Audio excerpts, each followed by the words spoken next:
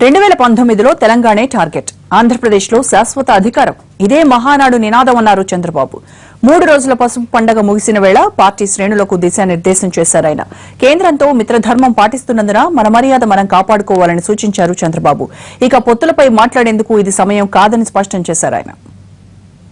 నారా చంద్రబాబు నాయుడుని నేను తెలుగుదేశం పార్టీ కేంద్ర కమిటీ అధ్యక్షునిగా రాగద్వేషాలకు తావు లేకుండా మరియు కుల మత ప్రాంతీయాలకు అతీతంగా నాకు అప్పగించబడిన నిధులను మనస వాచ కర్మేణ నీతివంతంగా సమర్థవంతంగా నిర్వహిస్తానని దేవుని సాక్షిగా ప్రమాణం చేస్తున్నాను.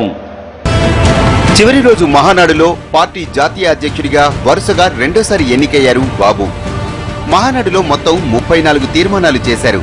తెలుగుదేశం పార్టీ నియమావళిలో తెచ్చిన మార్పులను మహానాడు ఆమోదించింది. మిత్రపక్ష బీజేపీ నేతలపై ఎలాంటి వ్యాఖ్యలు చేయవద్దని టీడీపీ నేతలకు సూచించారు చంద్రబాబు. ఎన్నికల సమయంలో అప్పటి పరిస్థితులు బట్టి పొత్తులుంటాయని స్పష్టం చేశారు. కేంద్ర ప్రభుత్వం తీసుకున్న నిర్ణయాలు మనం సపోర్ట్ చేశాం. ఈ సభ ద్వారా కూడా దేశం మొత్తం చర్చ జరగాలి. 3 నెలలకు 6 నెలలకు సంవత్సరానికి ఒక ఎన్నికలు చేస్తే ప్రజాప్రతినిధులందరూ ఎన్నికల కోసమే ప్రభుత్వాలు పనిచేసే పరిస్థితి వస్తుంది. సైమల్టేనియస్ గా ఎన్నికలు జరగాలి. అటు పార్లమెంటుకి కానీ అసెంబ్లీకి కానీ స్థానిక సంస్థలు కానీ ఒక్క సంవత్సరంలో ఎన్నికలు పూర్తి చేసి మిగిలిన 4 సంవత్సరాలు అభివృద్ధి పైన శ్రద్ధ పెట్టాలి. లేకపోతే ఎప్పటికప్పుడు ఎన్నికల కోసమే పనిచేస్తే ప్రజలకు ఉపయోగపడదు. దానివల్ల నష్టపోతాం. దీర్ఘకాలిక ప్రయోజనాల కోసం మనం అందరం ఆలోచించుకోవాలి. వచ్చే ఎన్నికల్లో కూడా టీడీపీదే అధికారం అన్న చంద్రబాబు పార్టీలు వస్తున్నాయి పోతున్నాయి, కంపెనీలాగా మూతబడుతున్నాయి అంటూ కొత్త పార్టీలపై సంచలన వ్యాఖ్యలు చేశారు. రాజకీయ పార్టీలకు బాండ్ల ద్వారా విరాళాలు ఇస్తే పారదర్శకత ఉంటుందన్న చంద్రబాబు ప్రతిపక్ష వైసీపీపై నిప్పులు చెరిగారు.